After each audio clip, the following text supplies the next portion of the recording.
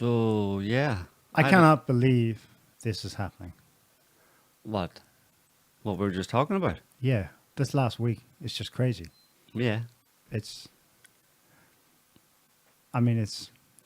Are we live? Oh, sorry. Yeah, we're live. Okay, we're good. Yeah. Oh, here we are. There's people watching. You better watch. I know what you're going to say there, so you better not say it because people are watching. So, um, go Welcome ahead. everyone. Just tone that down. Yeah. What's going on? It's been a week since we discussed what we thought were crazy measures in their impact and scale last week. Mm. And they just keep coming, it seems, Mhm. beginning of this week.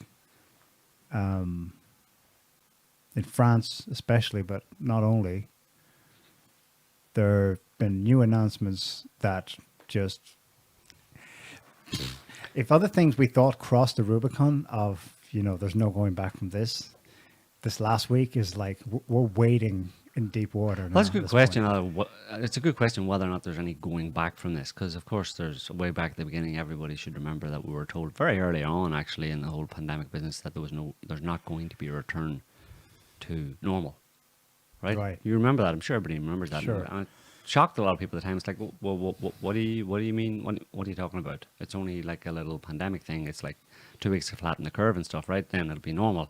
Right from the get-go, everybody was saying, no, this is going to change everything. Everything's going to be different. And it's kind of weird that, well, I suppose it's in keeping with that they've continued on to do what they've done, basically, and stretch this thing out beyond all reason, which we'll get into, because there's not a lot of reason involved in a lot of the stuff that's happening. I mean, what you're talking about, though, is in France and in other countries, French government basically more or less mandating vaccines by the back door, right?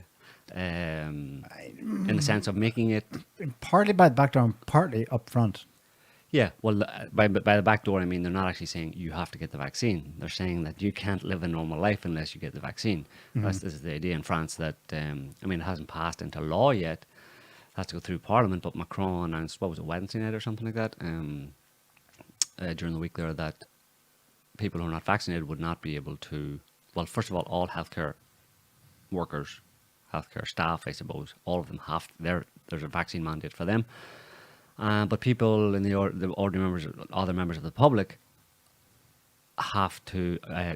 They don't have to get vaccinated, but if they're not vaccinated, they will not be allowed to enter bars or pubs or restaurants, and they'll also not be able to sit outside bars or pubs or restaurants in the fresh air on a terrace or something. You're not allowed to do that either. And then that's obviously extended to cinemas, any indoor events or activities, and including shopping centres, like bigger shopping centres, I suppose that means. So you're not allowed, if there's a big supermarket with a bunch of stores inside as well. It's not defined. Right, but that was what was intimated, right? Yeah. And that's what had people up in arms. It was pretty scary. I mean, the store specifically wasn't defined, but the rest. I mean, Yeah. the vast majority of people in the summertime, and for quite a lot of the year in France, go to a bar or a pub or a restaurant, and at the very least, or sit outside. And if you're not vaccinated, you can't do that. I mean, most people are going to feel that as direct coercion. It's like a mandate. It's like threatening people that if they do not get a vaccine, they're not going to be able to live a normal life. Yeah. So and that's what I mean by mandated by the back door. It's like, okay, you don't have to get it, but basically your life's going to be crap if you don't get it. Well, the speech by Macron, the televised address, was, he stated explicitly the purpose of the specific measures. I want to list them because I haven't seen them properly listed and discussed in English-speaking media. I have translation of what exactly he said in this televised address. But in his framing it now, he said explicitly that the main thrust of force of these measures is to make everybody not yet vaccinated. In France, that's roughly Half. 6 out of 10, 5 or 6, half, Fully. let's say, Yeah. not yet vaccinated. He said that the point is to put pressure on those people to get it. And here's how we're going to pressure them. That's, okay, so let's call that half of his speech by the back door.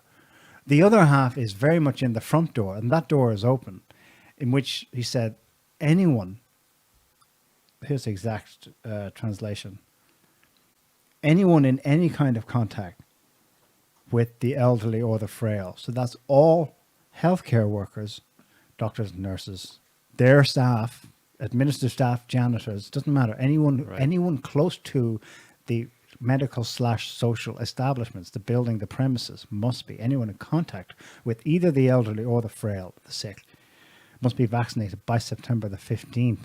Right. Inspections will commence from July 15th. On paper, they've already happened. You're saying, I understand what you mean, and that's true. It's not actually in law yet. Mm-hmm. But there's a whole other form of lawfare that's been taking place for a long time now. It's becoming very common, where administrative procedures just jump ahead and act as if. Doctors are already getting notifications from health authorities that their premises are subject to inspection now, within 3 days of a statement. That's kind of like it's law by fiat, by government, by Elysee Palace or Macron presidential fiat, right? And then people start taking it up and doing it and adhering to that statement or that order as if it were law. Well, then maybe it's easier afterwards to get it passed in Parliament into actual law, right? But like, I see what you're saying, and that has been happening. Where even like in various governments around the world have been basically kind of passing out regulations. They call them regulations or even advice. Government advice or government regulations. They're not actually law, right? They're like temporary orders by the government, executive orders, that kind of thing. But they're not actually legal or constitutional in that sense. So, Right. But yeah, it's ruled by administration. right.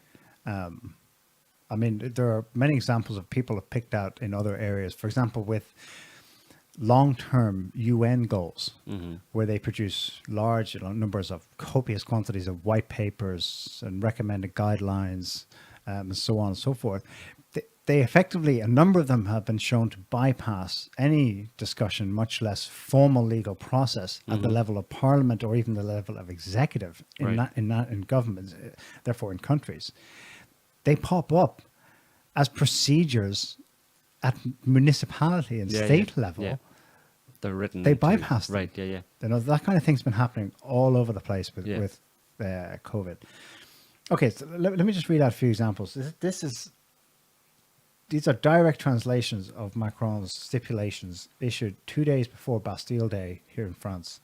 From 21st of July, that's 3 days' time, everyone above 12 years of age must present proof of vaccine or recent, that is less than 48 hours ago, a negative PCR test on their health pass, in France called the Pass Sanitaire, in order to attend any cultural event, public park, concerts, etc.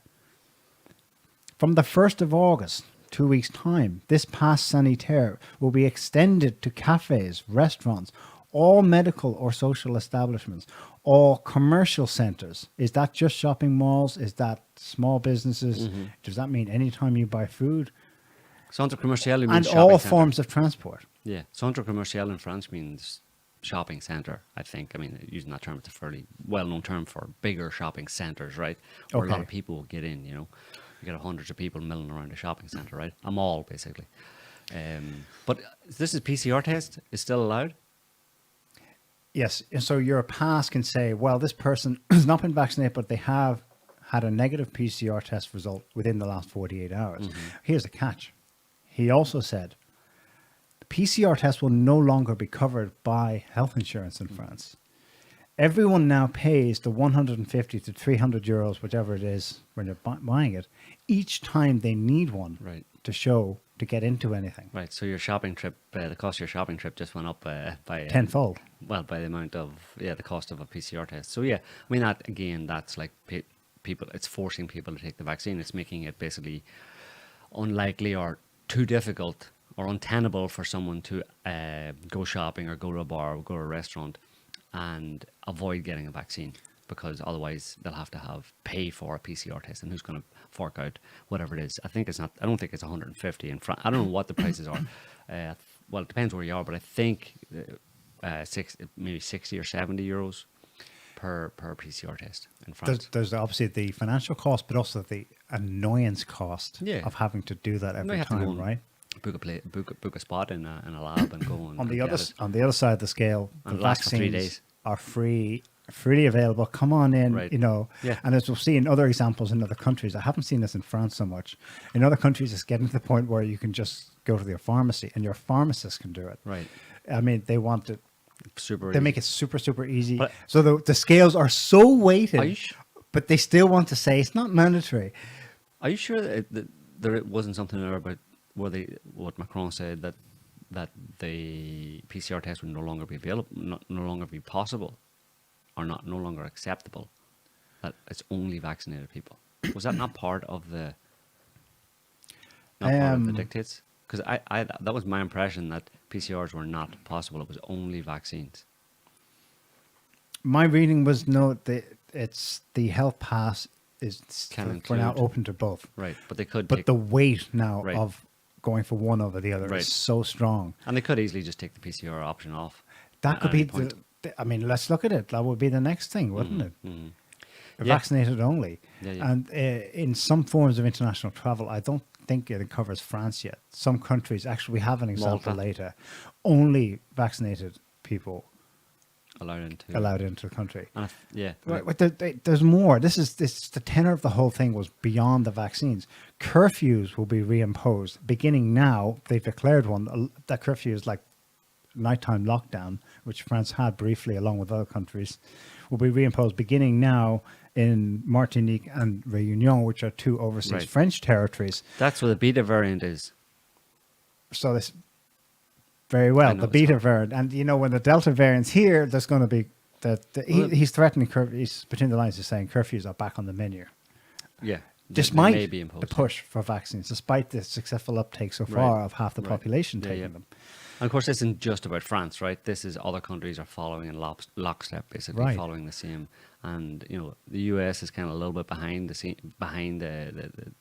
gang in that respect. It's a bigger country, maybe it's harder to with the different states. It's harder to impose it across the board, but the US is going in the same direction. Exactly. That's why it's good to see this laid out in sample. I mean, we were wondering earlier, is this why does France appear to be leading the charge? Well, Yeah. but now Well- the UK can, now the US can, now France can. Yeah. Well, there's the interesting thing about this statement during the week about basically segregating society and discriminating against people who are not vaccinated. That idea was mooted or was put forward in December last year. Right. And I think it's that. Do we have that article open, Scotty? Politico. It should be the first one. Yeah. So there's French government delays a bill branded as a vaccine blackmail. So it's basically was the same idea that they put forward again, but now with kind of for reals. They did it back in December, and it was delayed because it was at the beginning of the vaccine rollout. And they said, well, it's not a good idea to blackmail people or force people into getting a vaccine when you just want to roll it out. Let's see if people take it up first. So they waited 6 months, 7 months until today, and they have obviously in their wisdom decided that not enough people are taking up the vaccine, so they're bringing this vaccine blackmail back in with more force. If you just scroll down to the very bottom of that article, Scotty, it says that if you highlight the last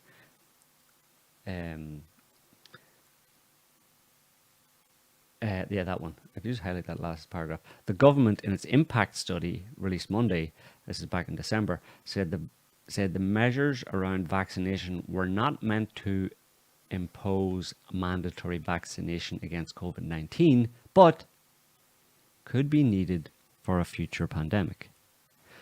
Mm-hmm. So that suggests, and that was an impact study, right? So all the big brains got together and thought about stuff, and they're obviously thinking about a future pandemic, and they want to put laws or practices or whatever, get the population conditioned to behave and act and think in this way in preparation for, as they say, a future pandemic.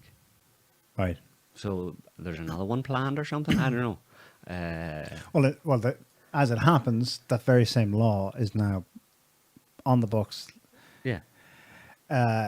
No, it's not. Well, not actually officially on the books, It's not but legally happening. but it's been pushed. Yet it's in practically its terms it's happening. 6 months later, in the same pandemic. Yeah. Yeah. The one that keeps on giving, the one that the one that we just can't believe they're able to squeeze this much out of. Yeah. I mean, a year ago we were like, surely they can't. This is over. There's no way. How can they stretch us on and on? Yeah. Well, they're doing it, and people are complying. So I don't know. Suck it up. That's what happens. Just quickly, we'll run down a few other places. We don't really need to show these. New Zealand government mandatory vaccines for custom and border workers. As we mentioned just a minute ago, Malta has banned all visitors who are not fully vaccinated. The Greek Prime Minister makes vaccine mandatory for healthcare workers. And you mentioned that Italy was the first to mandate vaccines for all healthcare workers. So, even before Greece is doing it, announced it the same day as France. So Right. France wasn't just sole on that. Italy actually passed this in law in early April. All healthcare workers, that's substantially nurses and doctors, back in March. I've been trying to find out how's that going in practice. I mean, was there a backlash? There was a bit. We have an article from the local, the Italian version. I think it's been challenged. Yeah, that one there, fourth one. Next. No, that's Malta. Sorry, the sixth one.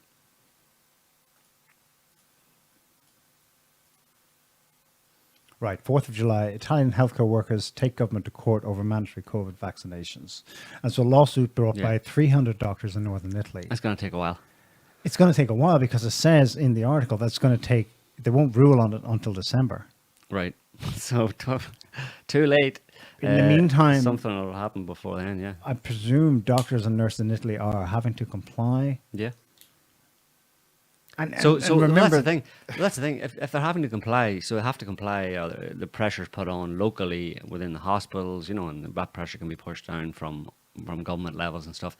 So if Italian healthcare workers are have got together and taken a court case against the government about forcing them to take a vaccine, and it won't even be ruled on or looked at until December. Between now and then, if the healthcare workers get the vaccine, and then in December the court rules that it was unconstitutional or illegal, can they get the vaccine taken out of them again?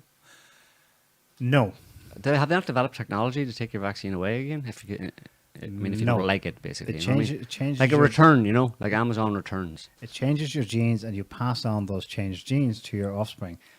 And this is what the Spanish highest court in Spain last week ruled, that its lockdowns were unconstitutional. Yeah. They specifically said, therefore illegal. They specifically also said, therefore all people who were fined must have those fines returned. They had to put a cap on retribution or whatever, on the restitution of rights, because they realized that unless they said specifically in a ruling that we cannot allow people to sue the government for lost business and other damages, this country's going bankrupt. Right. Nevertheless, the ruling is there. Officially, the Spanish government acted illegally in its lockdowns last year, and its enforcement of anyone under the age of 18 was behind four walls. It was one of the harshest lockdowns, the first one in Europe.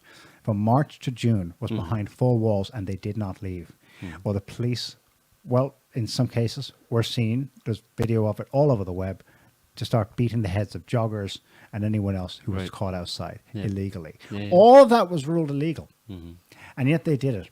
And I think the government's lawyers would know ahead of time, guys. But they'll also know that it's going to take a year for a ruling. And they don't care. They'll do it anyway. I bet this lawsuit in Italy will be successful.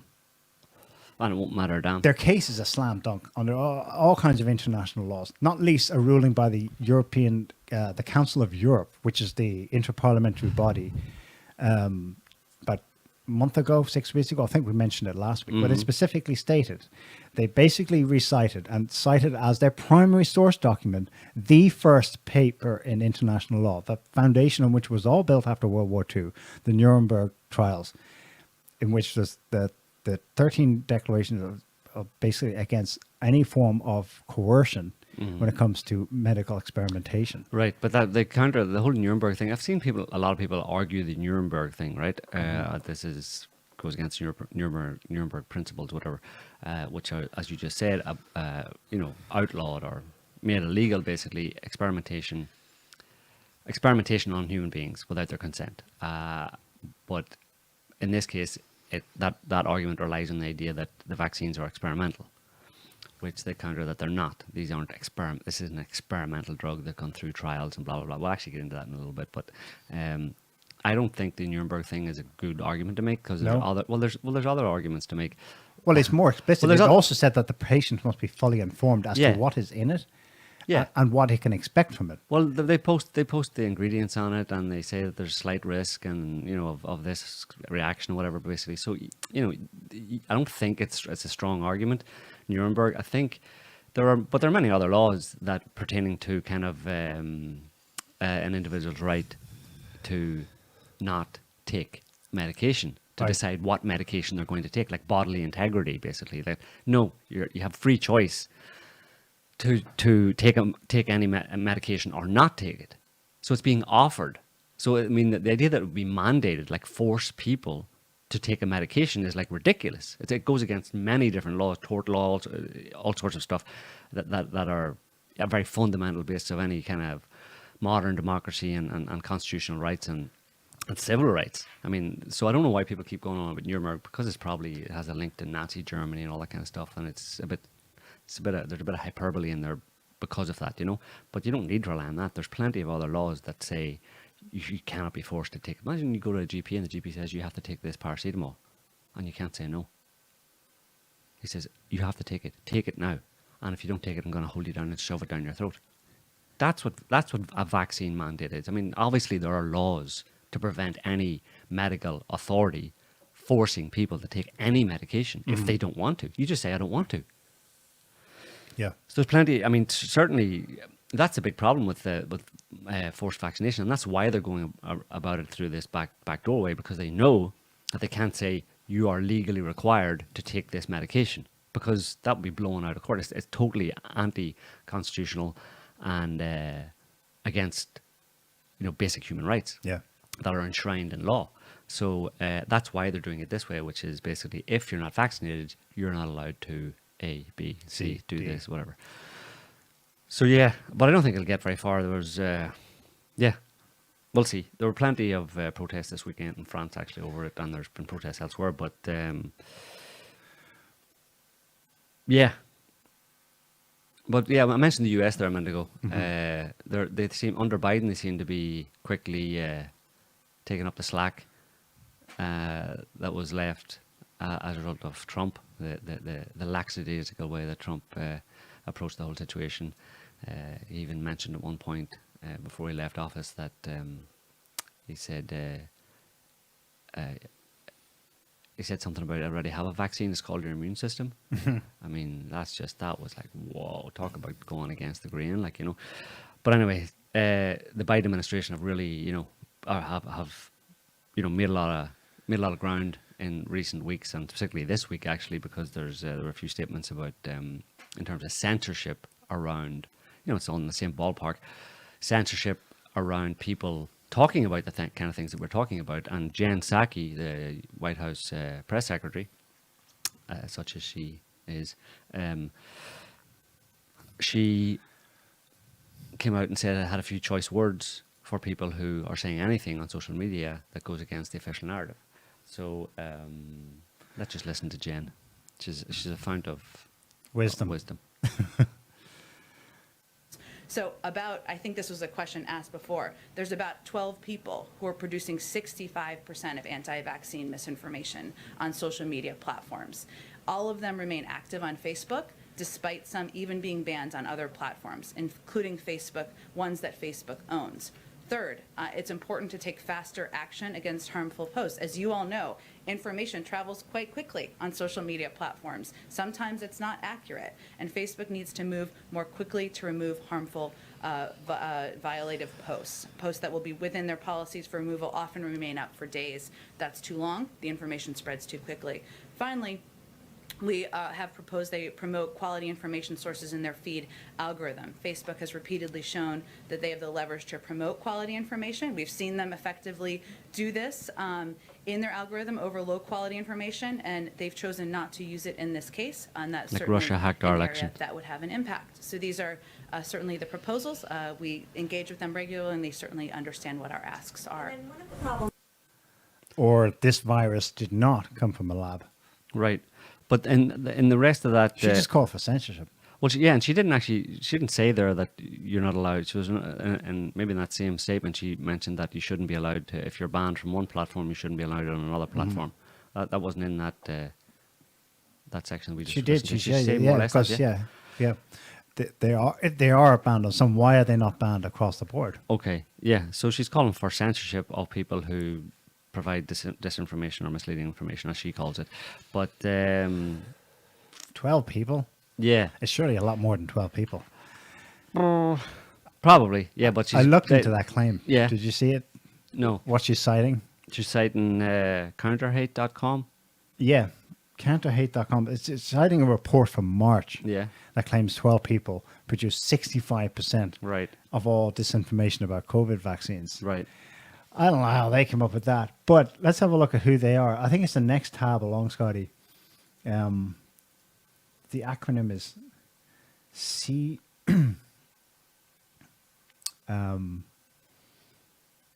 No, it's not there. I can't remember where it is now. Maybe go left of that tab. The one left of it. You see? Okay, go along. No, to the right. Okay, left of the tab that's currently open.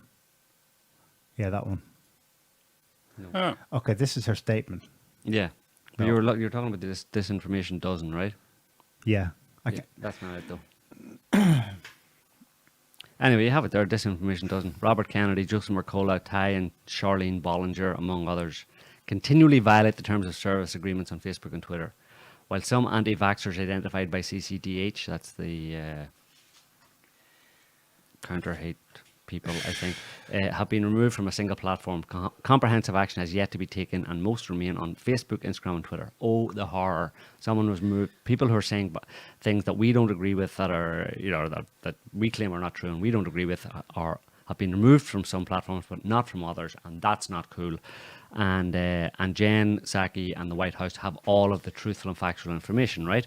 Because they're the government, and we should listen to everything they say. As the same went for it was actually from last year in New Zealand. Jacinda Ardern, the New Zealand Prime Minister, came out with a really strong statement about how people should only listen to the government sources, only look at, and she gave a government website, newzealand.gov COVID or whatever, only go there. Anything else you hear is not reliable. Everything that's factual will be on that website, i.e., and that may be true for some people. I think people may not be interested or able or whatever to do their own research, so they need one source. But the fact of the matter is there are other sources, and any government website is not the single absolutely factual source of information. It's ridiculous to suggest it. It's a ridiculous statement in any free society. But if you just put up that tab again, Scotty, the one you just closed, this is Jen Psaki. So speaking of Jen talking about deplatforming people because they're spreading disinformation, this is a transcript of all of that speech, all of that press conference, that she gave. And part of the explanation as to why she was talking about people that they should be removed from social media and be censored effectively for saying the wrong thing, she says this is what the information, blah, blah, whatever she's stuttering, some of the information is doing. It misleads the public by falsely alleging that mRNA vaccines are untested and thus risky, even though many of them are approved and have gone through the gold standard of the FDA approval process. They Now, have. the fact of the matter is that is absolutely 100% not true. Do we have the other tab open? Maybe we don't have it. I don't know. But people can look it up for themselves. No. Basically, just look up, do a search for FDA approval mRNA vaccines, and you'll see multiple mainstream articles detailing the fact that mRNA vaccines have not received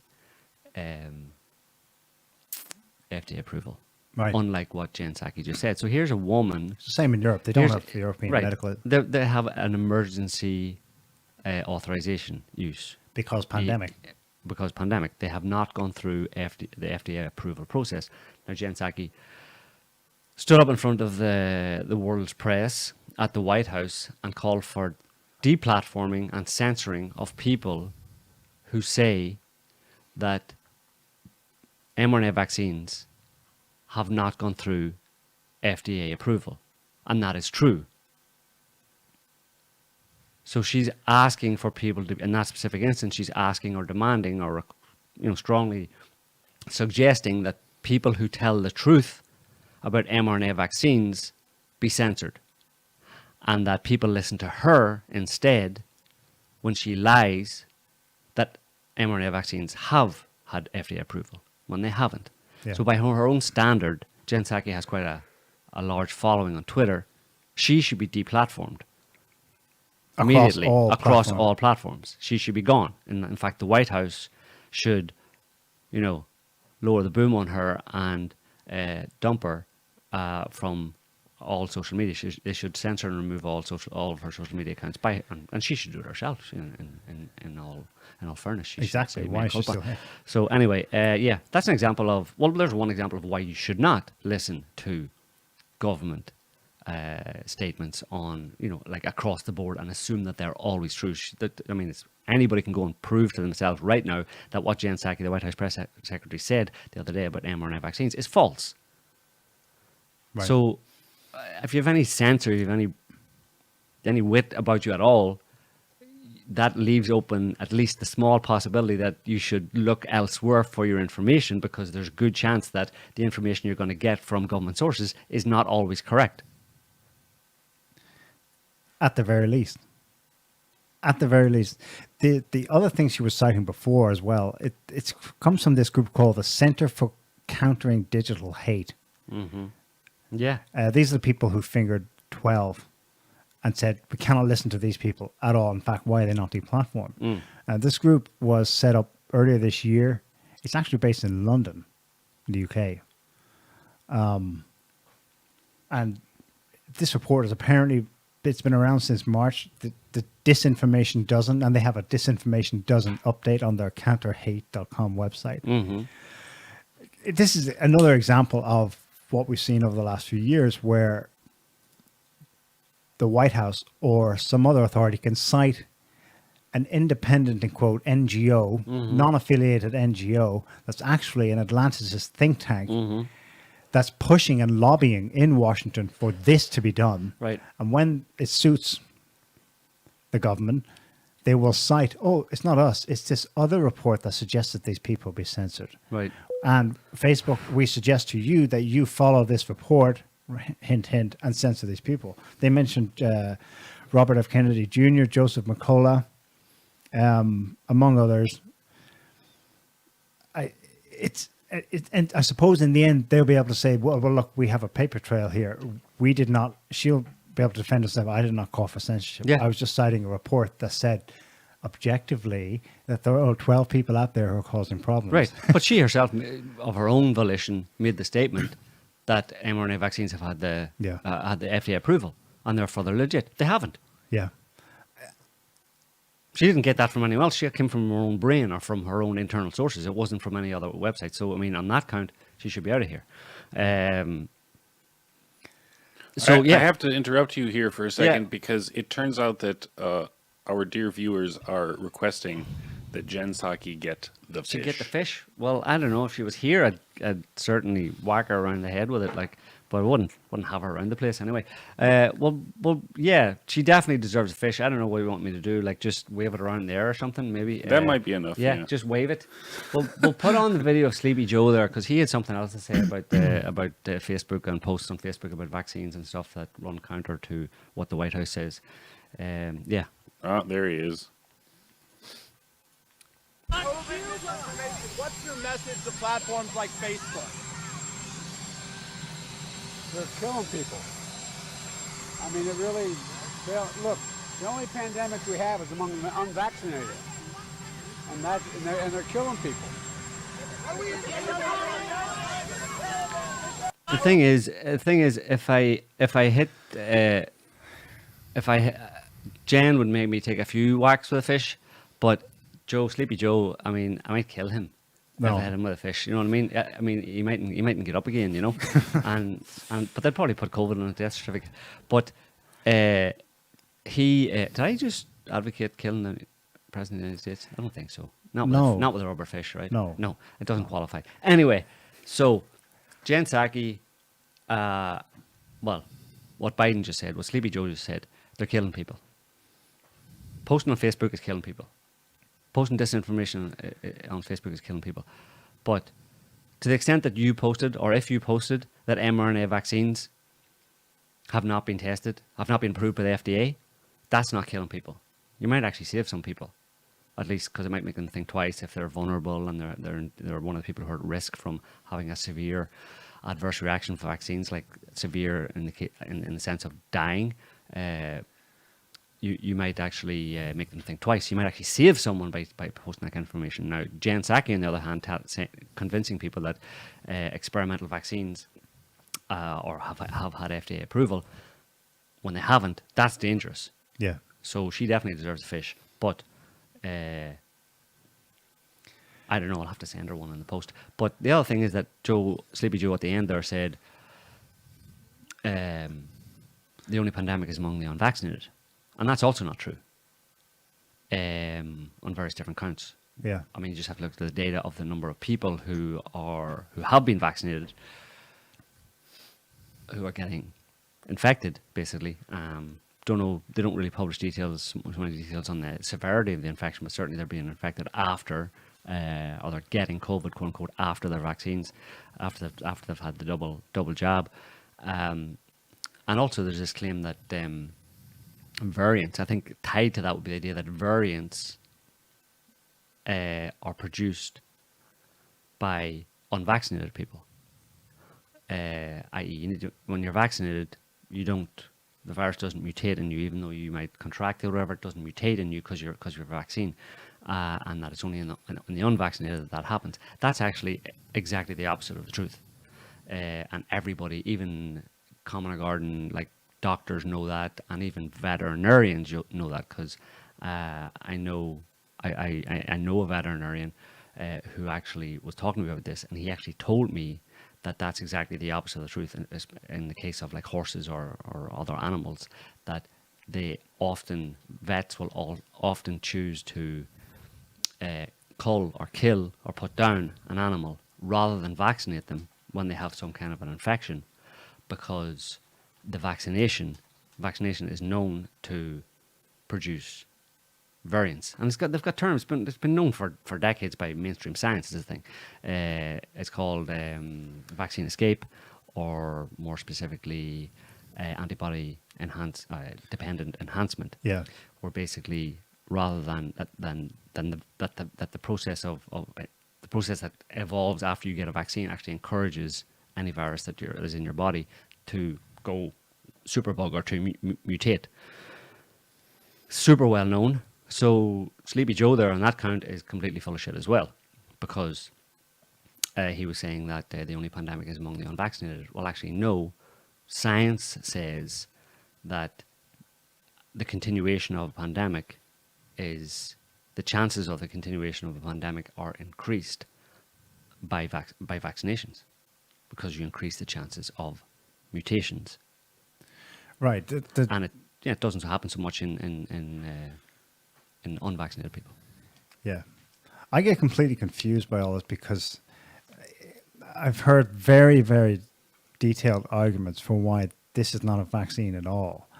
Namely, not least from the companies themselves, is that we're not targeting COVID. Can continue, the SARS-CoV-2 can continue to do its thing among the population. Mm-hmm. All we've done is create an mRNA vaccine that will generate the spike protein, stimulate the recipient's body to produce the spike protein, so that when they get this variant now, and in the next wave another variant, they will produce antibodies against the variant each time because it has the same spike protein. They hope it That's doesn't- what they hope it protects doesn't them. change. So that they're not going in and targeting the actual the virus and viruses variants will continue to do their thing. Mm-hmm. I thought that's what the manufacturers of this thing were boasting about. That's why this was revolutionary. Mm-hmm. We don't even need to deal with the virus anymore. Let's just provide blanket immunity. So, but it is. The problem is that but it's- this messaging is all over. I've seen that from many people's mouths this week on social media, in officialdom through Biden.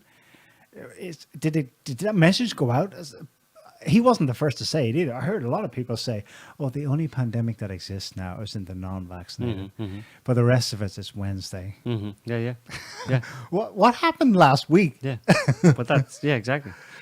But that's nonsense. That doesn't fit. Obviously, it's with the data. You look at data from various different countries, and it's like there's a high percentage of, like, I mean, you take a look. I mean, it depends on the country. Obviously, there's big differences from country to country. But I mean, Gibraltar is a tiny little country of it's not even a country. It's like, I don't know what it's called. It's just a dependency of the UK or whatever, down at the bottom of Spain. There's 35,000 people live there, and they released a couple of days ago their latest their number of infections of new COVID cases on Friday or something like that, and there were 32. And they listed just a number 1 to 32 on one side, and on the other column it was vaccinated or unvaccinated, and there were 2 unvaccinated out of 32. So out of 32 new cases, 30 were vaccinated. And they're all. And the thing is about Gibraltar is that the entire 35,000 population have been vaccinated, apart from 1 or 2, basically. A few, a handful, like pretty much 99%. So.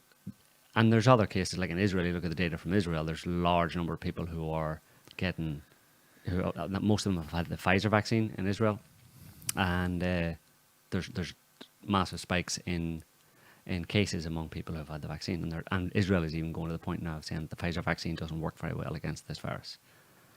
So yeah, it's all over the place. Basically, it's hard to figure out. So what's the actually point in getting the vaccine?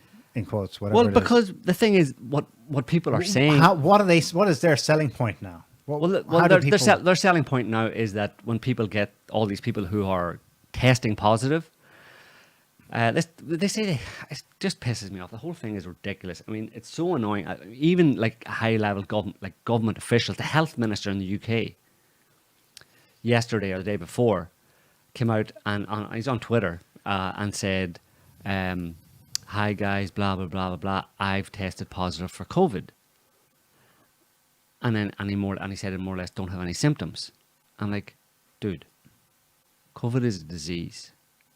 If you don't have any symptoms, you don't have the disease. It's not a disease. COVID is a disease that has very well known symptoms. Even if they're slight, there are symptoms. If you don't have any symptoms, you don't have COVID, and you didn't test positive for COVID. You test positive for some remnant of the SARS-CoV-2 virus in your body. It may be doing bugger all. It may be of no concern to you whatsoever. You can test yourself for whatever, and you could make a big long list of all the things. If you do all the tests, you could find dozens of things in your body, and you could announce it and say, "What are you going to do about it? You're gonna go and like hide or something. You're gonna go and self-isolate yourself because you found that you might have like a remnant of." I think he did.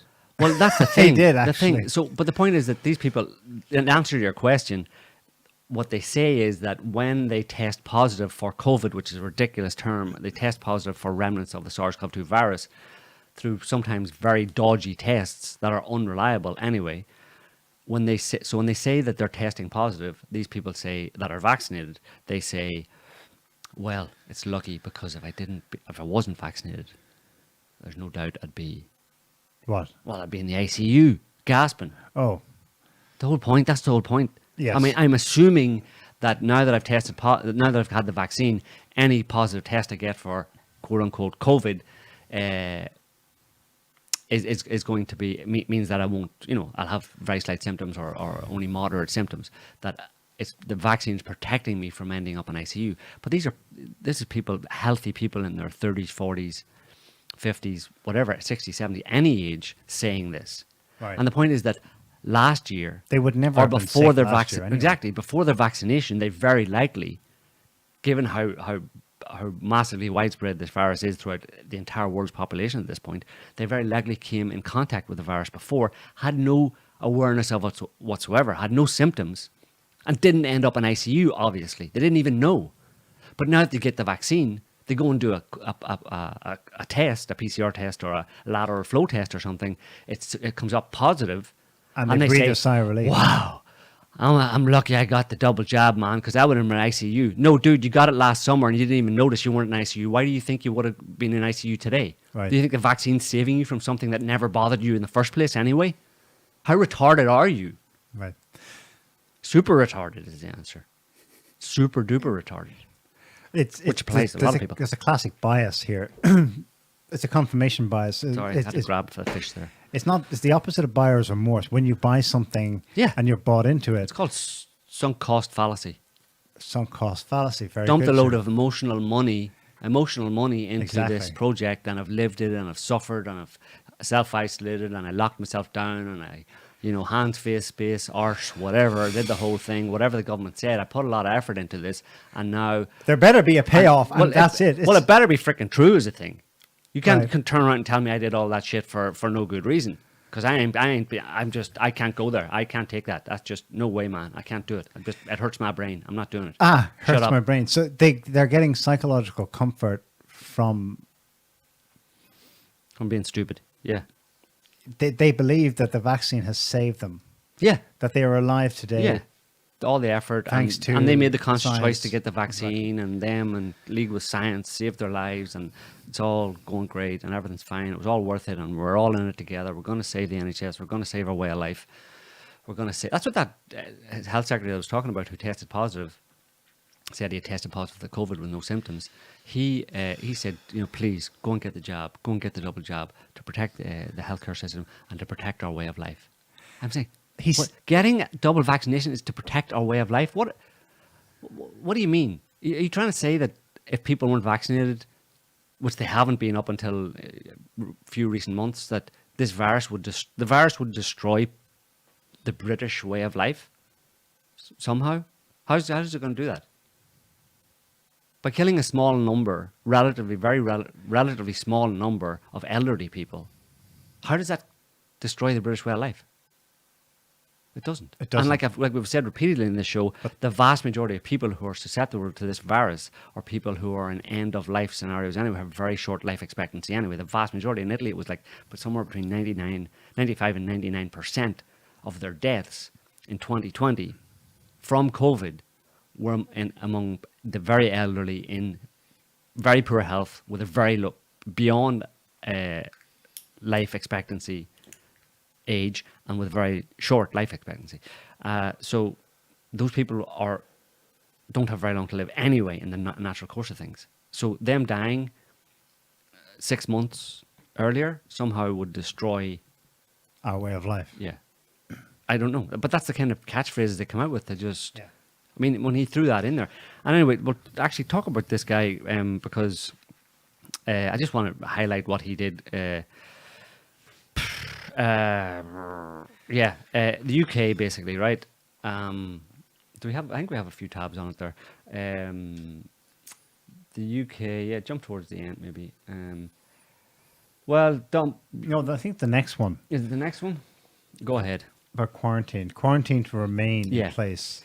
That So- was announced this week. Anyway, so basically, this is true for a lot of countries in the world. So don't worry about the fact that I'm just focusing on the UK. It's true for a lot of countries, in essence, in the same way. It's applying to you. Everybody's having the same experience. The UK announced several months ago that July 19th, i.e., Tomorrow. is it tomorrow? Today's the 18th, yeah. Okay, so tomorrow was a big opening day in the sense of that would be the removal of the last restrictions. It would be back to normal. And then this is months ago they announced it. So And was they up- even gave it a name, Freedom Day. Freedom Day. It was Freedom Day. July 19th, Freedom Day. Woo! And everybody's super excited. It's all going to be done. People in the way they think about things decided that was the end of the pandemic day. It was all over, right? Middle of summer, done. We're moving out of this. Put it behind us. So they all booked their holidays. A lot of them booked their holidays in advance. Millions of them booked their holidays in advance of tomorrow. So they were going to leave this week or this weekend. A lot of them this weekend. Some of them picked, the weekend right before, like Saturday 2 days before, or Sunday today, and they were told in advance of this Freedom Day on July 19th that, and it was obviously carrot on a stick thing, if you get your vaccination, then you'll have no trouble traveling freely to most countries. Most specifically, you won't have to quarantine when you come back, because people booking 2 weeks or 3 weeks or whatever it is holidays are taking up maybe sometimes the rest of their holidays for the year, and then they have to come back and go to work. They can't afford to quarantine. They've taken their holidays and now then they have to quarantine for 10 days when they come back from the holiday. No, yeah, but the assurance was, if you get vaccinated, you can go on holidays, no quarantine, come back. Now, France is the second most popular destination for British holidaymakers, and it's number one in terms of the number of the place where where British people have their holiday homes or second homes. Yeah. So there's a lot of people go every summer to France. So a lot of these people who are booking their holidays to go, English people who are booking their holidays to go in advance of Freedom Day, we're going to France.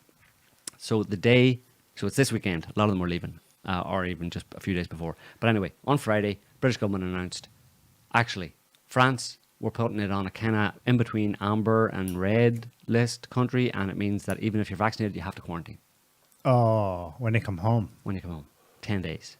They announced it just before. Right, before Freedom Day. They took away the freedom of Freedom Day just before Freedom Day, when everybody had gone on holidays to France.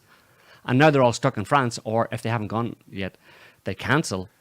But the ones there are faced with a situation like, what do I do now? I mean, I call my employer and tell them I'm not coming. Not only have I taken 2 weeks holiday, but I'm taking another 10 days of quarantine. And then the added thing, because it's not just quarantine, but you have to book 2 PCR tests at 150 quid or something it is in the UK. You know what I mean? Before and after. Yeah. So it's just bullshit anyway. So go to the next. Anyway, so this guy, so the Brits announced that, and then this British health secretary, goes on TV and says, I tested positive. He doesn't even, because he's recording the video from home. Right. And I tested positive and I'm isolating at home. Right, and I'm isolating at home. And he actually, what he says, I used a lateral flow test. Yeah. Lateral flow test is like a pregnancy test, right? It's just a little strip, you stick it on your tongue or something, and a little line comes up and tells you it doesn't sit, it's not a lab test, it's a home, stick it in your, lick it and stick it in the fluid and see if a little red line, a blue line comes up. I hope pregnancy tests are more efficient. Yeah, exactly. Well, yeah, I hope so, yeah. But anyway, so they're notoriously known. Show me, there's another tab there about these lateral flow tests that this guy supposedly tested positive from. There you go. School COVID test, positive results very likely to be false. That's the lateral flow test. So this is from March this year. So this is the test that he used, and it's been known for months that they're very likely to be false. But then he decides he's going to self-isolate. And then, so he announces this yesterday, right after the British government says, holidaymakers to France, you're going to quarantine when you come back. Mm-hmm. No freedom, sorry. And then he announces, I'm, as if almost to add a bit of severity to the situation, the health minister of the UK has tested positive. It's serious, almost as if to say they're justifying the whole, the continued or the increased restrictions, Jump to the next one, the lateral flow test. Play that video. This is the test that he used to test positive. So it has come to our attention that there are a number of videos circulating on social media which encourage kids to use fruit drinks on their lateral flow COVID tests because they'll get a positive test result and therefore a day off school, perhaps even more. So we're going to put it to the test and see what happens. So we've left the test now for about 15 minutes and it's showing quite clearly that it is a positive test. So there are 2 lines, as you may know, on a COVID test. One is the T line, and that indicates, if there's a line beside it, that the test is positive. Then there's also a crucial C line, and that indicates that your test is valid. But we have got both lines. The T line is a lot fainter, and here's the key thing. On the instruction manual that you get with these tests, it's clear, very clear. It says, even faint lines shows the test is positive. So technically speaking, that is a positive lateral flow test. And if I were to show that to my parents, let's say, well, then they'd have to take action accordingly. We've seen a 70% increase in the positive test rate of school-aged children in the last week or so. You have to ask, what percentage of that is legitimate positive tests, and what percentage of it is children's fruit drinks? What percentage of fruit shoot? So that's the dodgy. This guy announces, "Oh, Wow. poor me! I did a lot of flow test and I dropped it in my fruit shoot and it came out positive. So I'm going to self-isolate." But the really funny thing is then Boris Johnson and the Chancellor, Minister of Finance, basically in the UK, had been hanging out with the Health Minister who tested positive with his dodgy fruit shoot flow test, and they initially, with justified skepticism, kind of said, "Well, we're not going to self-isolate because the rules are, if he tested positive with a dodgy test that's known to give false positives, then Anyone in contact with anyone him, in contact has to that's the whole self-isolate government. as well. So you have to join him in self-isolation, well, in your own house, like for 10 days." So Boris and the finance minister said, "No, we're gonna do a different thing. We're gonna, And then there was outcry from somewhere, and outcry from the public or something like that. And then they said, "Okay, we'll follow the rules," and like the rest of the plebs. So now the two of them are supposedly self-isolating for 10 days, all because of a dodgy ladder of flow test. And that guy took it. Actually, the finance minister took it when he had some symptoms. He said some like light symptoms, but the point of a ladder flow test is you're meant to take it when you have no symptoms whatsoever. The whole thing, So the whole thing smacks of a little bit of a stunt, either pulled by the UK government or pulled on them. It sounds to me like the way Boris Johnson initially said, no, we won't. And Yeah. then he said, actually, we will, that it was done, that something happened here to them where they were left with no choice, but to follow the rules they've been hitting everyone else with. right? But I say it smacks of a, God, maybe I shouldn't. I mean, the obvious question to ask is, Yeah, I don't even know how to Ask it. How do I pretend this? Like, they're saying that we have to reintroduce. Oops, sorry, we can't have Freedom Day. Those of you who've gone to France, when you come back, what was the justification for that? it's screwing over people's holidays. Okay, that's what we assume is the real motive. Yeah. But the Well- justification presumably was It's a beta a variant. rise in cases. Well, no, it's a beta variant actually. That's one cunning virus. Well, actually, if you go, is it? Do I have it there? I don't know if I have it. Probably not. The reason they said that was happening is because the beta variant. Beta? I thought we were on Delta. Nah, there's loads of them. The beta variant is very dangerous yeah? and hanging around in France, but and that's why we have to quarantine people coming back from France. But then a French politician actually was on Radio 4, English, BBC Radio 4, the same day as the British government announced this quarantine coming back from France, and she said it's we don't really understand why he's saying that because there's that beta variant thing that's not in France at all. There's no trace of it whatsoever. It's like in Martinique. We've maybe found it in Martinique in the Caribbean, the French colonies in the Caribbean, but it's not in France at all.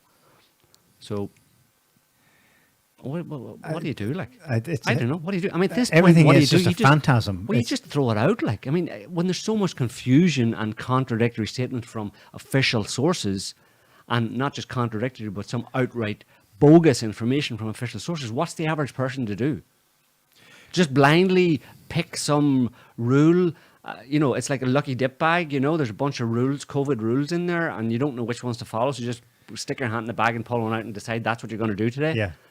But all the while, you're expected to believe, follow the science, that the government and authorities around the government, whoever's using them, are following the science. Yeah. So the announcement of this today, that tomorrow, and so on next week, what have they been saying throughout? Well, let's follow. We are following the science. Cases are rising, ergo, boom, new measure. Let's follow the science now. Go to the next tab, Scotty. Everybody follow the science. There you go. This is Dr. Colin Exon, who is a member of SAGE, which is the group in the UK that has been advising the government throughout the entire pandemic. All scientists, all very knowledgeable. SAGE. When you talk about the science, they're the science. So he said today that this is the science we should be following now, right? Because we're following the science. Cloth masks, cloth face masks or comfort blankets that do little to curb COVID spread. So have you been following that science all along and ditching your face mask? No, I have to wear it to eat. If I Yeah. want to buy food, I have to wear it. Well, I mean, I'm just saying, follow the science and don't wear your mask. It's useless. And in fact, we could pull up some other data about how wearing masks for a long period of time actually increases the chance of respiratory infections because, your breath is one of your primary detox pathways. If you block it off and you're breathing into a material, making it humid with the moisture in your breath and you're breathing out toxins, and you can get it's like a little Petri dish there and you're sucking on a Petri dish. Sucking on a Petri dish. That's a good name for That's a why they were band revolting. or something. Huh? Um, So yeah, there's follow the science. Go ahead. Pick the science out of a bag and follow it. Just put all the contradictory scientific statements into a bag, a brown paper bag, and then every day stick your hand into it, pull out one, strip of paper with a piece of science on it, and then follow that. And you'll be good. Yeah. It'll work. It's not completely random, though. There is consistency. This time last year, after the first lockdown, British people went en masse. Oh, thank God, we're out of here. Those who could, to their second homes or holidays, whatever, Yeah. in France. While they were there, Yeah. just after lockdown, the British government announced, oh, by the way, you've 2 weeks to get back to England, after which point anyone coming after must quarantine for 10 days. Yeah. It's the same measure. That's just Right. the cunning, incredible, in the intelligent middle. design of the virus. In the middle of that July. would produce the same necessity. Yeah. Yeah, it's sneaky. The virus just doesn't like English people going on holiday to France. That's obvious, Neil. That is the science. That's a scientific. That's a scientific conclusion. I follow the scientific process there, and you'll draw that obvious scientific conclusion that the virus doesn't like France, and doesn't like English people going to France in particular in July. It's very, very angry at them for doing that, because it's obviously going to have to do with politicians. They wouldn't. There's no... Anyway, we're getting carried away there. Get vaxxed, get COVID. That's what happens in Israel, no? We've mentioned that already. But... Yeah, in the few places where they do talk frankly about what the data so far is showing. Put that one up, Scotty. Israel National News. Yeah.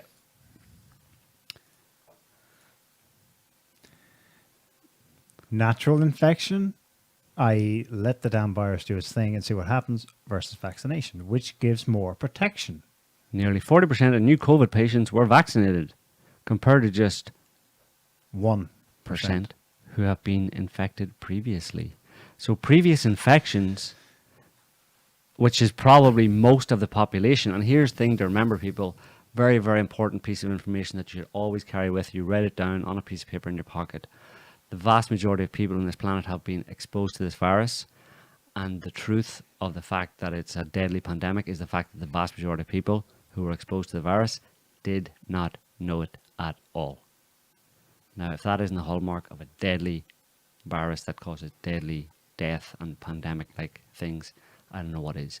We're pretty much 50, 60, 70% of the global population all got it, and all were like, what, me? I didn't get anything. What do you mean? I had COVID? Technically, they all had COVID. By the definition, they use it, right? Uh-huh. Like, because that guy, the health minister, and so many other people, whenever they just do a random test and they detect the remnants or some little parts of that SARS-CoV-2 virus in their body, that means, according to them, that they have COVID.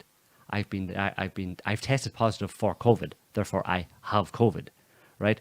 So all the people around the world over the past 18 months who got exposed to this virus never knew about it. If they had tested themselves, they would have found some evidence of that virus in their body, and then they would also have had COVID. Yeah.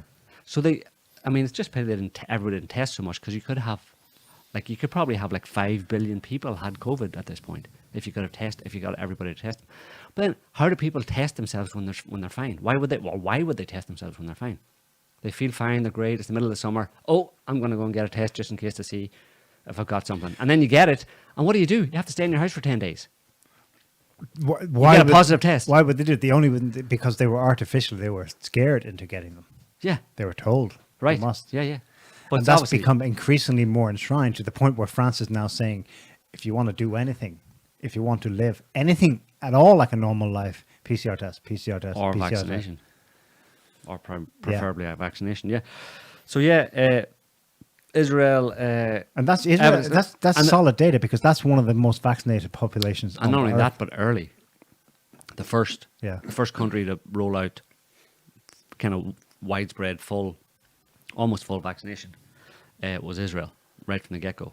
Smaller country, we were able to do it really quickly. So they're a really good test case in terms of looking at the effects of vaccination in terms of adverse effects and in terms of whether or not you have people who appear to get similar COVID symptoms again afterwards. Yeah, you know? in terms of actual COVID, not fake COVID. Like, it's the sense that they come down sick. Yeah. The population is sicker. Yeah. Only a little. We can't claim, like, that's obviously Yeah. being noticed yet in Israel. It's being noticed at the margins, at least. Mm-hmm. And as far as their PCR testing goes. Yeah. Yeah, so they're really trying to push the whole vaxi thing on people, and it's not cool, you know. It's it really smacks of totalitarianism, you know. I mean, it's like it's kind of apartheid in a way, you know. I thought it was interesting that the day after Macron's TV address, that Merkel, the German chancellor, says basically that's not how you do things. That's not how you you do- should she said that's not how you- engender trust. She said, Yeah, that's not There'll how we be no engender trust. mandatory Yeah, vaccine program here. And she's like- she's saying that now anyway. yeah. And she says, you know, like, we have a kind of historical experience with this, you know, so we know that that's not the way you really do things, you know, because it doesn't turn out well, you know. You know, the whole Nazi thing and stuff, whatever, you know. And Macron's like, nah. Well, go ahead. The carrot and the stick. I've seen quite a few like articles saying which is working better, the carrots or the sticks, and they're talking. Oh, the sticks, yeah, mandatory vaccines. Yeah, it's definitely on the table, man. No one seems to blink much of an eye, at least in the intelligentsia among the Twitterati. Obviously, among the ordinary population, they are, and they're protesting. Yeah. We've got a few headlines of some examples of the carrots that are used. We spoke a bit earlier about how easy it is now to get the jab. Let's have a look here at that's the next one there. Yeah, this is good. Primark stores. So Primark is basically like a Primark, clothes shop, Primark in the UK. Shoppers in England will be able to pick up a jab alongside a new wardrobe this weekend. When Primark They're stores, not giving you a free wardrobe, by the way. They're just telling you have to pay for the wardrobe. And but the vaccine's free, right? the vaccine's free. But the just wardrobe isn't. go in, pick up a new dress, pick up the jab.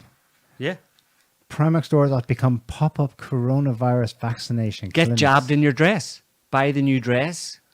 See how well you look in it. Hopefully it's a short... Oh, but this is kind of nifty. Here it says the British Open Golfing Championship in Sandwich, Kent, will also join the push with a GP-led clinic dubbed the Vaccine Caddies, offering a dose to eligible golfers, caddies, staff, and the 30,000 spectators expected daily. That's wonderful. You wouldn't think it was totalitarianism the way they're writing about it there, but it obviously is, you know. And the thing about it is, the way they write it's- about it and those things they do, it's like appealing to children, you know. Yeah. Take your medicine and you get some sugar afterwards, or you get a sweetie afterwards, or like in the dentist, you get for kids to go to the dentist, they give them lollipops and stuff afterwards. If you sit still and get your cavity done, you'll get a goodie, and it's like it's kind of obvious that they're treating people like children. And what's worse is that so many people are responding like children, Yeah, and have all the way through this. Yeah. Is it working better in France or in the UK? Where's vaccine uptake better? Well, in the UK, By far. yeah. And with things like this, similarly in Ireland, as of last week, you can stroll into your pharmacy and pick up, the pharmacist can just jab you there and then. Awesome. Some tully-eyed They've pharmacist. opened it to anyone over 18. Just stick it in your ear. It's, people are wondering, like, In Australia, you can get vaccinated and win the lotto. Same in the US. Show us that next tab. Scroll through a couple of those tabs that show us the jobs lotto. 1 million COVID vaccine lottery. You see, you too can win $1 million if you get your vaccine. That's a pretty good payoff. I might actually think about it if it was guaranteed, mind you. Jobs lotto. And what's the next one? You could be paid $1 million to take it, right? Pharmacies start giving vaccines. Yep, that's in that's in in Ireland. Ireland. Yep, pharmacies. Cool. And the next one, what else we got there? Monthly vaccine doses will be offered to long COVID sufferers to help. Oh, this is for monthly vaccines, right? So yeah, that's awesome. Get one a month. Vaccines. Yeah. I don't know. They're just going to saturate yeah. saturate the place with vaccines. I mean, is there any need to tell people I order you to? Surely that's going to backfire. Like, whereas if you just saturate the place, Yeah. like one of the measures Macron, he said he would have pop-up clinics like they have in stores in the UK at all schools and colleges, Right. for the rentrée when they come back to school Yeah. in September. Yeah. Well, talking about carrot and a stick and stuff. I mean, there's a few shows. Those we have those pictures. Yeah, let's go to those. Let's go to that slideshow, Scotty. Just yesterday, after Macron's statement during the week, there were a lot of protests. Hundreds of thousands of people across France protested in various different cities and municipalities, whatever. A couple of pictures here. That's a good one. International community, please help to stop Macron's dictatorship. Well, that's what people feel like, Yeah, keep going. There's just a bunch of people in a few different places. Yeah, do the next one. That's not going to load. Keep going till you see another one. There's a few. That one's a good one. A nice gesture there to the government with health dictatorship on the hand. And then notable amongst these, that's my health belongs to me.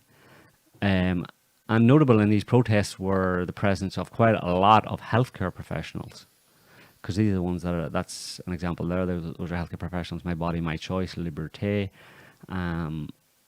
So it's because they're the ones on the front. They're the ones who are going to have to get it first. There's a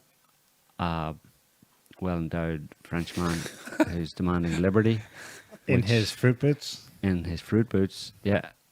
I'm all for that. Liberty. From vaccines is great. So next, attention danger. That's anti-vaccine, and there's a couple other pictures there of. There's probably one or two of. You see others of health workers, and obviously they're the ones in the front line. They're the ones who are not in the front line in the sense of dealing with the pandemic, but rather, there's some there. Yeah, those are hospital workers.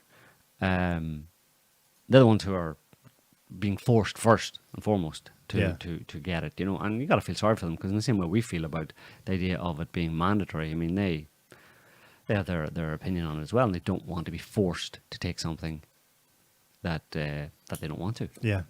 Forced to take a medication, and it does. I can see why people revert to the Nuremberg business, because it does smack of like kind of almost it brings to mind the idea of tying you down and stabbing you with something while you're immobilized or something, and yeah, I mean, everybody should have the choice to take a medication or not. That's always been the way. It's never happened before in the history of modern society that any individual anywhere was forced, at least not in any democracy, forced to take any medication. That's all it is. It's a medication, and I mean, it wouldn't be so bad if it was just some kind of benign pill or something like that for some reason. But this is, again, these are non-FDA approved, non-approved by other official health bodies, organizations who are tasked with approving drugs for public use.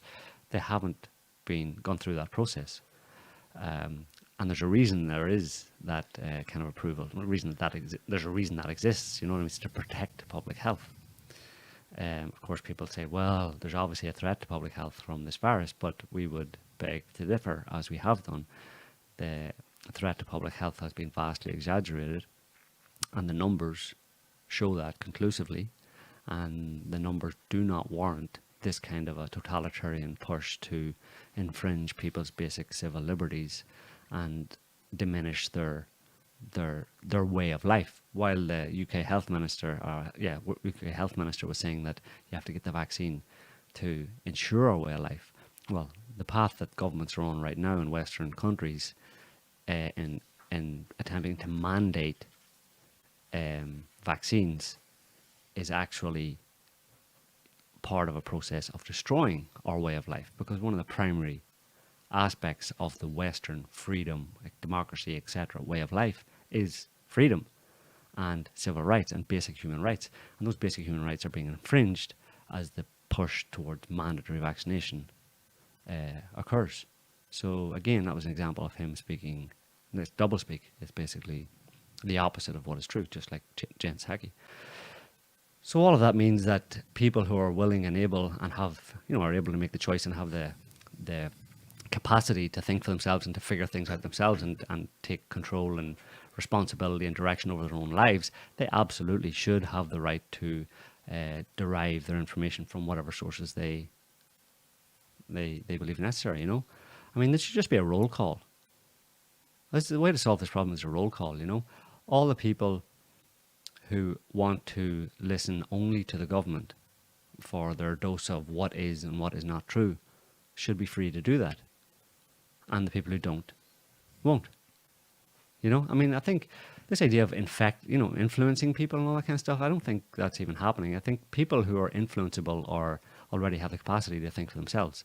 The ones who are absolutely kind of diehard authoritarian follower types who are just looking to government to answer all their questions, they're not going to be influenced by anybody in social media saying anything counter to the official narrative. So what's the problem? What's the worry? What are they worried about? Yeah. It's a red herring, when they claim that people are dying, like Sleepy Joe said, that they're killing people, right? by saying stuff that runs counter to what the government says, that kills people, is nonsense. Yeah, it's not a good look. I don't like this look. Yeah. On Western democracies, it doesn't look good. What you're calling for then is a live and let live attitude, but yeah, for sure. The government can put out all the information at once, and people can eat it up. Whoever wants to eat it up can eat it up and live their lives that way. Like people have said before, if you want to wear a mask and get vaccinated, go ahead and do it. Get 5 vaccinations and wear 15 masks and hide in your room. Do whatever you want. Restrict yourself, destroy your own way of life and your own kind of freedom and freedom of movement and enjoyment of life as much as you want, and get the government to encourage you in it and provide facilities for you to hide and to closet yourself away from life and anybody else. Because now, as we've been told all along, the people who are doing that are the people who are getting vaccinated, and once they're vaccinated, they shouldn't have any fear of people who are unvaccinated. Right. And like I said, any allegation or claim that unvaccinated people allow for mutations in viruses runs completely counter to official long-term, like decades and decades old immunology and the understanding of viruses, and that it's vaccines that produce or give an opportunity for vaccine escape and antibody dependent enhancement, which is mutations, like viruses mutating as a result of getting a vaccine. It doesn't generally happen when people, in the way that they're describing, people who contract a virus normally, and any mutations that happen normally don't give rise to a further raging pandemic, whatever. It's the vaccines that actually are known to produce those kind of mutations that make them. It's kind of like antibiotic resistance, basically. Vaccines provoke viruses to mutate in ways that make them more virulent, because it's almost like when you challenge something, so like in antibiotics, you challenge a bacteria, you try to kill off the bacteria, and in order to survive, it mutates. But people who contract bacteria or have some bacterial infection or a viral infection, their body there's a symbiosis in a certain sense there, and the activation of your own innate immune system in combating that generally doesn't cause viruses or bacteria to mutate in that way. It's antibiotics for bacteria and vaccines for viruses that cause that kind of response from the virus or the bacteria to mutate in ways and become stronger and create superbugs or superviruses. So, I mean, and that's not me pulling that out of the air. That's basically commonly accepted and understood science. I'm just following the science on that one. Well, apparently people at the top don't know this or forgot this or don't care. That's the weird thing about it, is how they've just thrown decades of science out the window. They're begging for an honest-to-God pandemic. I don't know. Something very strange about it all. And you know, our logic is impeccable in this regard. And anybody can prove it for themselves, can look it up and verify what we're saying for themselves, prove it to themselves. We're not making stuff up here. We're just citing sources and known scientific sources. We are literally following the science and everything that we're saying here and following official statements. And in any of our debunking of all of this, it's, you know, it's eminently debunkable and provably true what we're saying. So how do you resolve that then in terms of what the government's saying? I don't know. We could come up with all sorts of theories, all sorts of explanations, but there would be speculation. You yourself have to decide what the motivation is, or why we're in this situation where so much of what comes from official sources is contradicted by mainstream science, and why even science itself, as the person that it is, you know, why it has decided to toss out a bunch of standard practices and standard beliefs of many years. I don't know. I don't think we're required to give an explanation of what the motivation is. People always ask me that, you know what I mean? When I give them a... So if not that, then why? Yeah. Or since what you're saying, if I accept what you're saying, it seems to be true, but why would, quote unquote, they be doing that? I'm like, well, I don't know. I don't have, you can make up your own mind. I mean, there's some fairly obvious go-to places for it, but they're not very acceptable to most people, and I don't feel the need, or I don't feel that I'm obliged to give this answer as to why this is happening or why they are doing that. But clearly someone is doing things that are not in the interest of truth and science and public health. Why are they doing that? I don't know. They have their own motivations. Figure it out. Are they bad people? If you decide they're bad people, then bad people do bad things for bad reasons. That's my answer. If they're good people, sometimes good people do bad things for good reasons, whatever. It's complicated, but the bottom line is you don't need to know that in order to respond to the evidence that what you're being told is not true, and that you should then make up your mind based on that factual data. You know, so, you know, don't blindly follow what officials, you shouldn't blindly follow what anybody says. That idea that you should, because, I mean, if I say that, don't blindly follow what the government says, people say, how dare you? Of course you have to. No, you should never blindly follow anything that anybody says. So, and you should be allowed to say that because it's obviously true. How can anybody disagree with that anybody should? And the problem is that most people are blindly following what governments are saying, even when governments are telling a lie. They're speaking untruth. And yet people will blindly follow that. Like we've just proven with Jen Psaki. She told a lie in front of the world's press. That she said that mRNA vaccines have FDA approval. They do not. They have not been approved in the normal way that all other drugs, the Food and Drug Agency for food and drugs, you know, been there for a long time and has a very specific task of making sure that the food and drugs that are given to the public are safe. And there's a process that they follow to make sure they are safe. mRNA vaccines have not gone through that process, despite what Jen Psaki says. So if you want to take a risk, go ahead. You can weigh it up between the risk of getting COVID and dying, or taking a unproven or possibly risky, unapproved vaccine and possibly dying or getting very ill. But you should look at the risks of both of them to you. And there's lots of studies, in fact, in the case, at least in the case of under 25s, the risk of an under 25-year-old having an adverse and sometimes a serious adverse like myocarditis and blood clots from vaccines, from mRNA vaccines, is massively higher than them getting any kind of a significant effect from contracting SARS-CoV-2. And that's proven. I mean, it's the studies, and it's very clear, and it obviously it maps to reality as well, in the sense that there've been very few people under 25 years old who have died or become significantly ill as a result of the virus over the past 18 months.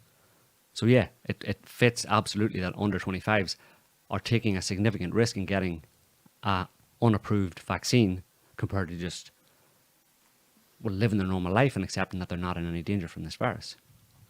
The risks in that for under 25s are very clear. If you want to avoid risk, don't take the vaccine if you're under 25.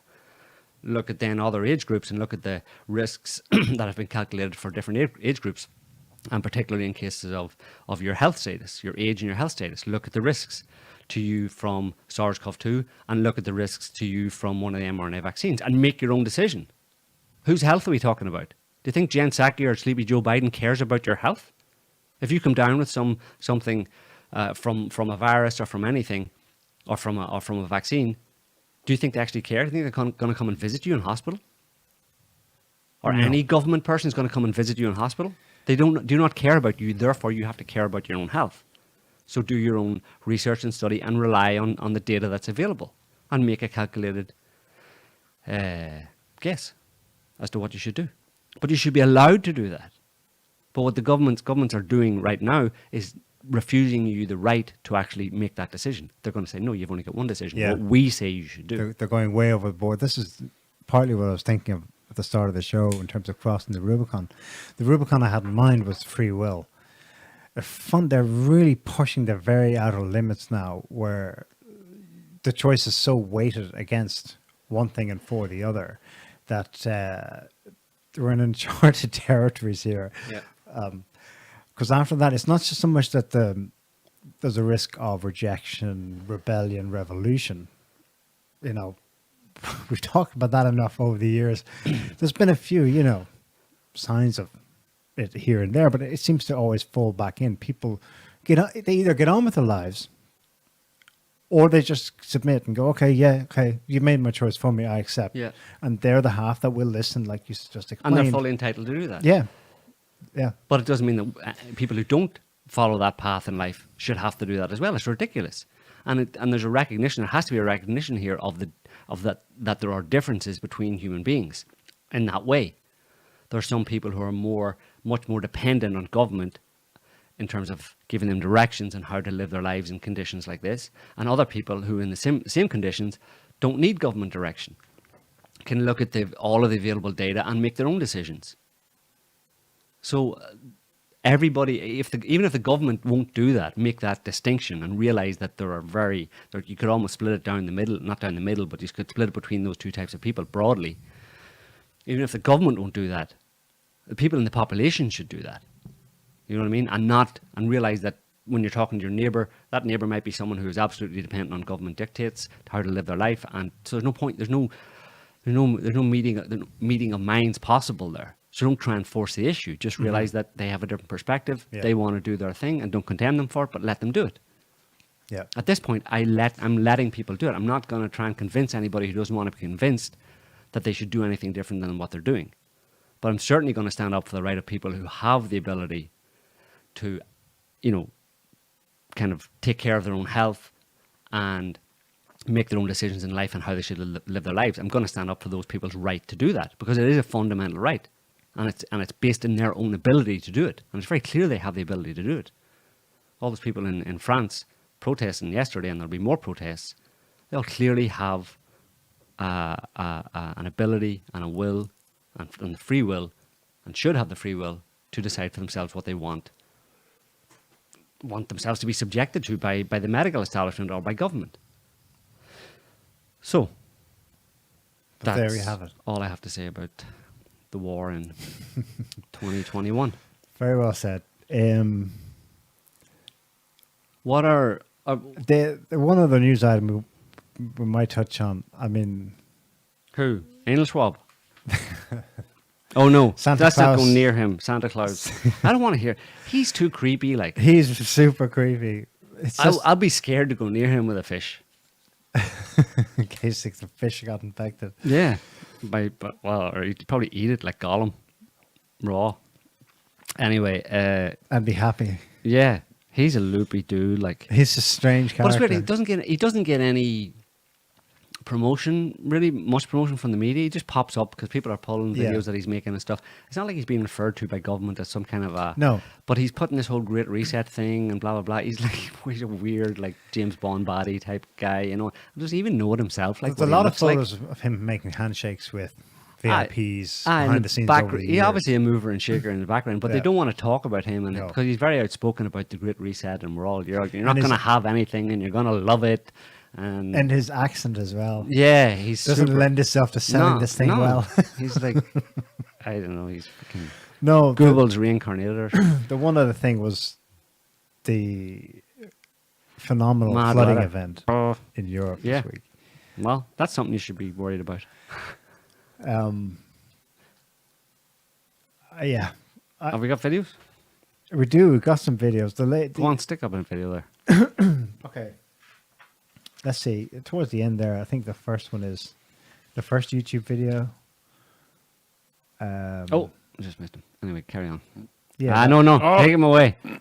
Get him away. You sure you don't want to see Make him? the bad man No. go away. Okay. Make the scary man go away.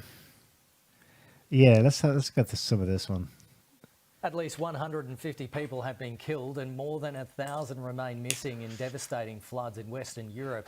A national disaster has been declared in parts of the Netherlands as fears grow that more rainfall may be on the way.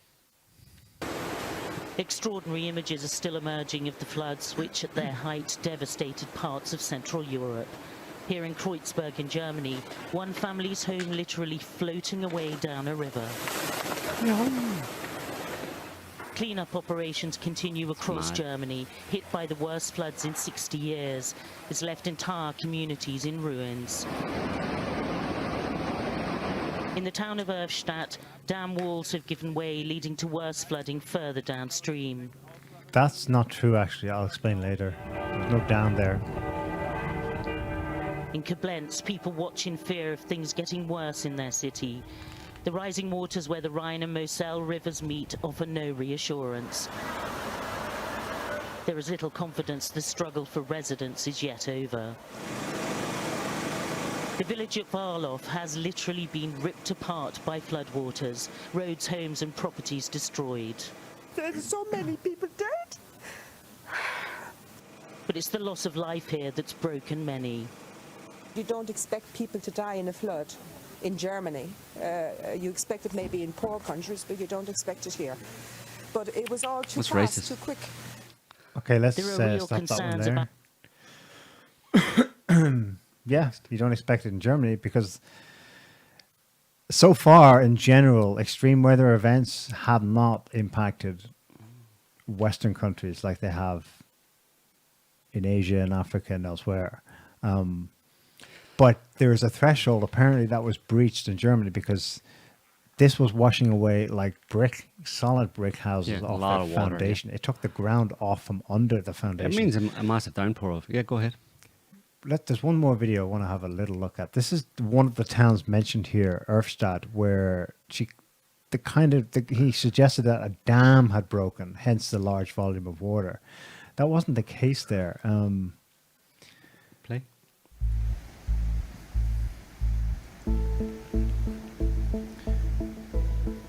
I think it has some footage of this place. This is the place that looks like a giant sinkhole.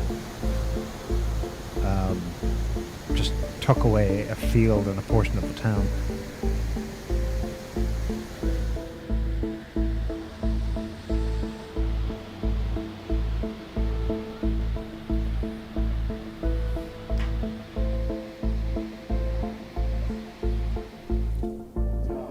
Aber wir sind leider von der Seite auch noch einzeln.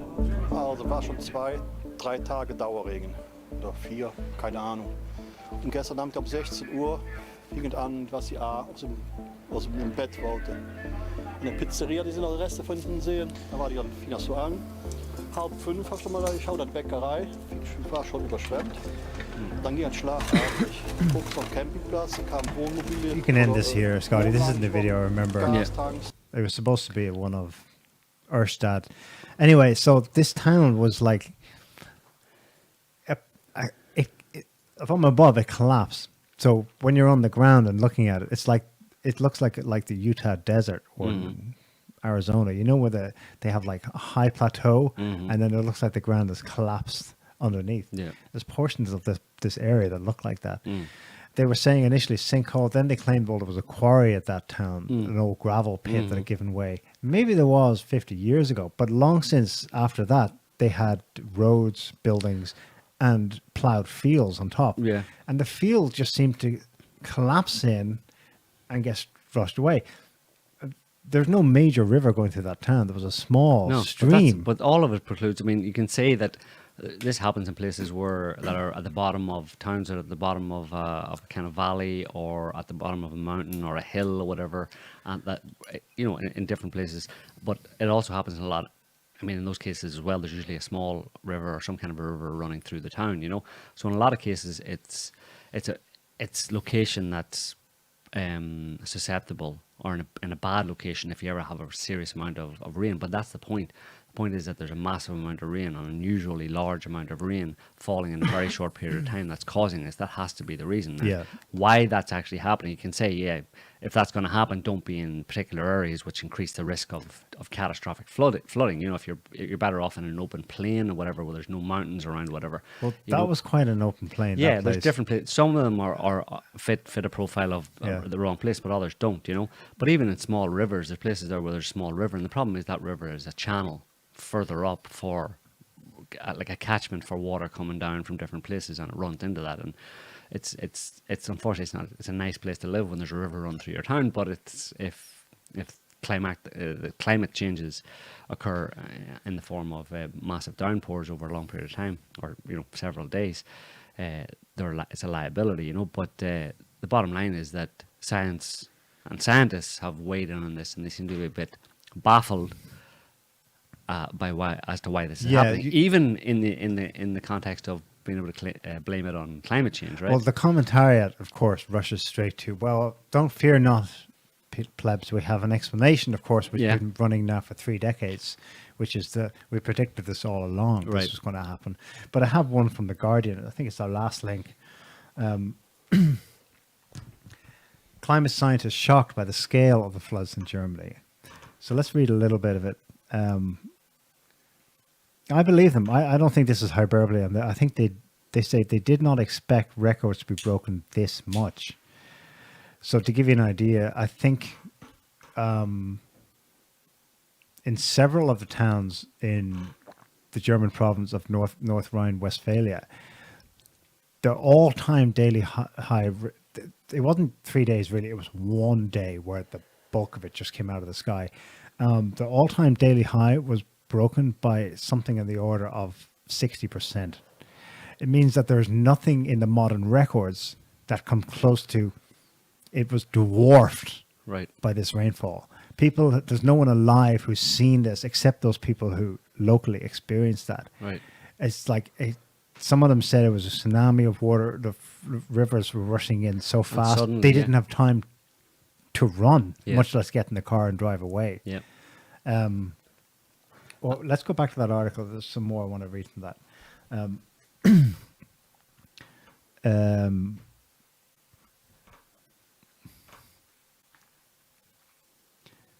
Yeah, so the precipitation records were smashed across a wide area of the Rhine Basin. It gives you some figures there. Yeah. It was in one way of counting that it was 2 months worth of rain. Which months of the year? Probably not July months. 2 months worth in one single 24-hour period. Further down, there's some commentary where they try to, climate scientists have long predicted, blah, blah, blah, human emissions. But the latest spikes have surpassed their own expectations. And then they quote one of them down here, a German guy. I'm surprised by how far it is above the previous record. We seem to be not just above normal, but in domains we didn't expect in terms of spatial extent and the speed it developed. So, in other words, this is what I've See thought. what, look what it says at the bottom. Scientists will need more time to assess the extent to which human emissions made this storm more likely. They got to go back. They got to go back and go back to the models sums, and tweak them. Yeah. I've seen this comment elsewhere after other extreme events.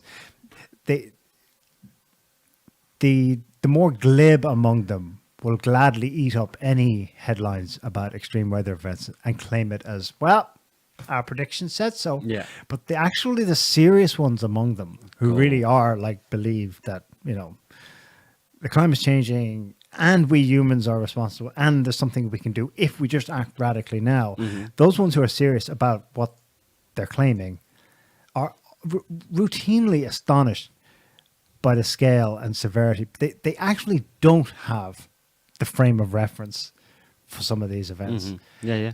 There's just outside even the most Gretel-like Right. prognostications of doom. Right, which backs up the idea that the counter narrative to the global warming, man-made global warming one, that it's a process that's much more complicated and has to do with cycles of the planet and the sun, involving the sun and all sorts of different things that are very, very complex. Obviously, The jet stream and different factors on the planet that can't be resolved down to human emissions. Clearly. Basically.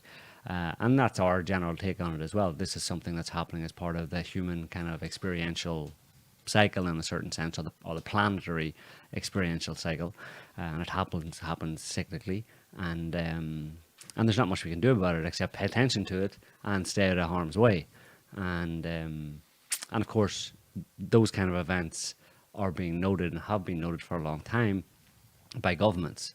And they're making all sorts of predictions, and they do lots of modeling and stuff in terms of the effect on human populations if that kind of thing becomes more widespread, specifically or more particularly in terms of food production and the general stability of societies. Yeah. And of course, governments are concerned in order how they would maintain control in that kind of an environment. They have lots they can say about these things after they happen. Right. But on Sunday night, I think before it was Monday when it hit, they had zero idea of what was coming. This thing just came out of nowhere. It almost seemed to come from the north in Europe. It was unusual. It wasn't a westerly Atlantic winter depression, which they can see coming off. And, you'll get a headline, storm incoming, Atlantic storm, likely high winds, possible flooding. They can at least tell you that. This was out of nowhere. Nobody saw this coming. So you can see how that kind of dovetails government concerns about these kind of events and what, like I was saying, what they would have, what the effect they would have on society and human populations and stuff, and how it dovetails with the kind of controls that are keeping people calm. Well, the controls that they're imposing in terms of under the COVID, the pandemic explanation.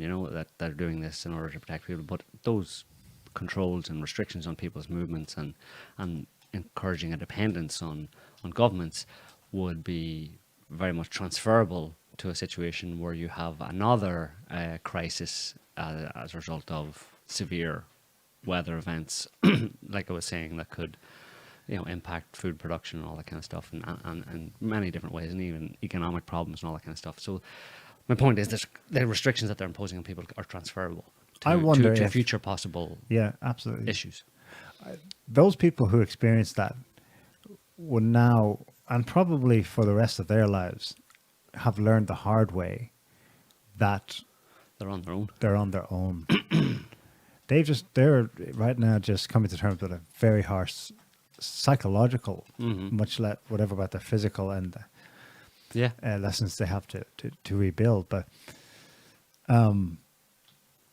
at the same time, there's an incredible global push in the opposite direction psychologically. Who do you look to? Always look in at us, government. Keep looking in. Keep looking in. We've got it under control. When nature smacks, that's when they are AWOL. Right. Phone networks are down. Where's the fire brigade? Well, the fire station was washed away. Yeah. Who's still alive? Check your neighbours. But do you know your neighbours? Yeah, for sure. But that applies also to that gets back to the idea of taking responsibility for your own well-being in general yourself, which crosses domains of health, medicine, and also, you know, where you live and your own preparedness for these kind of events. You know what I mean? You need to be keeping an eye on it and taking responsibility for yourself, because like you just said, the government doesn't really care about you.